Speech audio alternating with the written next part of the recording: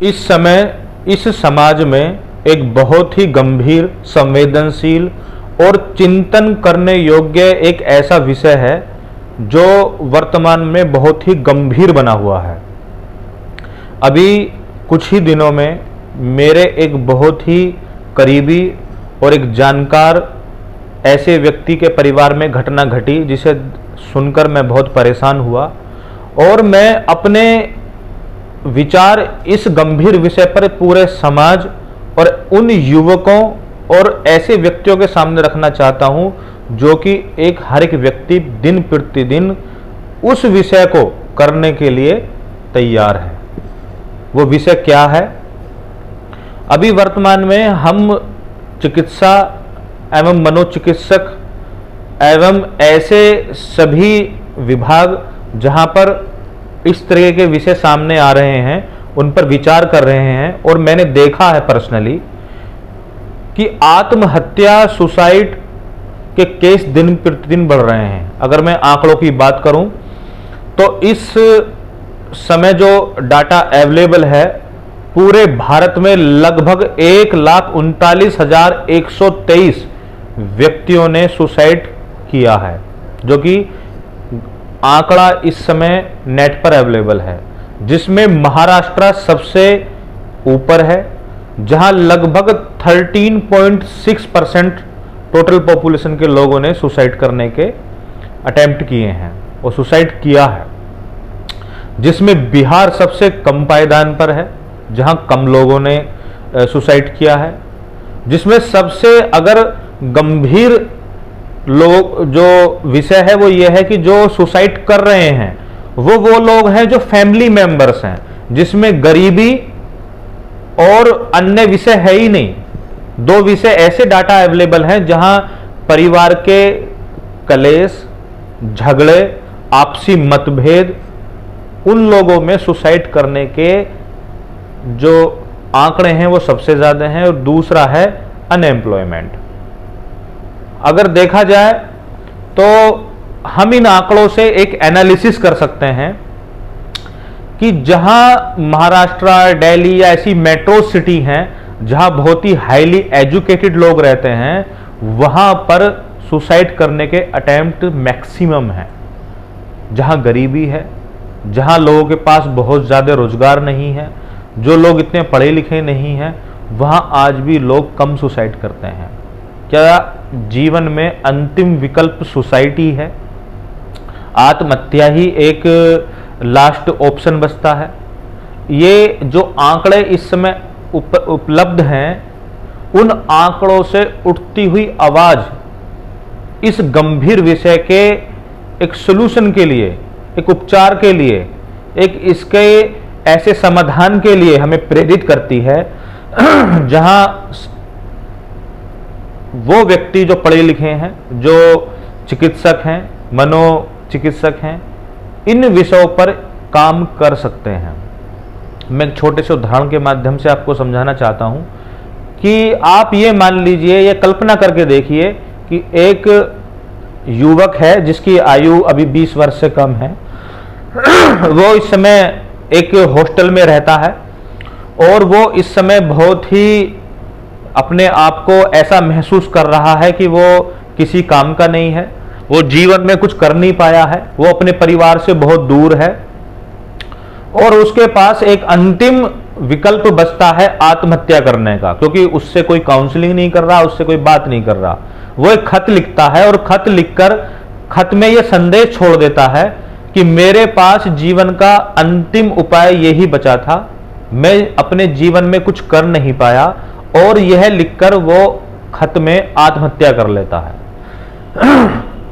अब आप ये विचार करिए या सोचिए कि जो बच्चा इस समय पंखे पर लटककर आत्महत्या कर चुका है, उसकी गर्दन की नसें टूट चुकी हैं, उसकी आंखों के जो आंसू हैं वो सूख चुके हैं और उसके निर्बल और निर्जीव हाथ और पैर हवा में झूल रहे हैं। क्या उस बच्चे के जो गर्दन की नसें टूटी हैं, अब जीवन भर उसके पिता के हृदय की झनकार बनकर क्या उसके पिता के हृदय को झंकृत कर पाएंगी? क्या उसका पिता किसी प्रकार का आनंद महसूस कर पाएगा? उस बच्चे के जो आंखों के अश्रु हैं, क्या उसकी मां के आंसू अब जीवन भर पूछ पाएंगे? उसके निर्बल और निर्जीव हाथ और पैर जो हवा में झूल रहे हैं, क्या उसके भाई और बहन के जीवन में पूरे जीवन भर उनका मनोबल तोड़ते नहीं रहेंगे? मेरे विचार से एक परिवार, एक बच्चा, अगर कोई व्यक्ति आत्महत्या करता है तो वो स्वयं नहीं मरता, वो अपने परिवार को मार देता है। अगर हम आत्महत्या करते हैं, मरकर हम किधर जाएंगे? मरने के बाद भी चैन नहीं मिला तो कहां जाएंगे? क्या हम ये जानते हैं कि आत्महत्या कोई भी सलूशन नहीं है? अब अगर हम उन सभी बच्चों से, ऐसे व्यक्तियों से जो आत्महत्या करने के लिए उत्सुक हैं या आत्महत्या करना चाहते हैं, अगर उनसे हम बात करें, संवाद करें, तो क्या हम उनकी काउंसलिंग कर सकते हैं?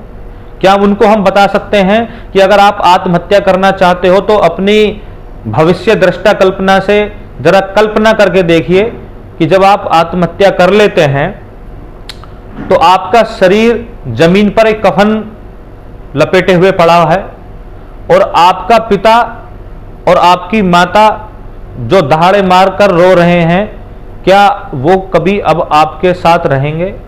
क्या आपके भाई और बहन जो जीवन भर आपके साथ कंधे से कंधा मिलाकर चलना चाहते थे, क्या आप उनके साथ अब चल पाएंगे? क्या आप जीवन में कुछ भी ऐसा कर पाएंगे जिससे आपको मरने के बजाय अपने जीवन में कुछ अच्छे कार्य करने थे? मेरे विचार से इसमें सबसे जरूरी अगर कोई चीज है तो वो काउंसलिंग है। ये जो आंकड़े चीख चीख कर बोल रहे हैं कि मेट्रो सिटीज में सुसाइड करने के चांस सबसे ज्यादा होते हैं, वहां पर अगर मनोचिकित्सकों से राय ली जाए तो उनका पहला जो उपचार है वो ये है कि सबसे पहले व्यक्ति अगर डिप्रेशन में जाता है तो वो बात करना बंद करता है। अगर कोई व्यक्ति बात कम कर रहा है तो उससे हम संवाद करें, उससे डिस्कस करें और उसको बताएं कि आत्महत्या ही कोई हल नहीं है।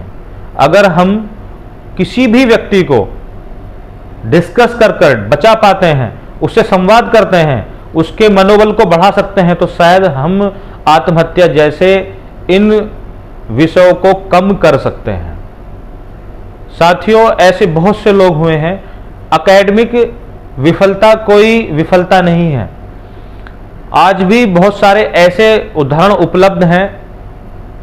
महात्मा Gandhi, Rabindranath Tagore, Mark Zuckerberg, Sachin Tendulkar, Newton, Edison और वर्तमान में न जाने कितने ऐसे सैकड़ों व्यक्ति हैं जो अपने एकेडमिक एजुकेशन में विफल रहे हैं, लेकिन वो अपने जीवन में उत्कर्ष तक पहुंचे।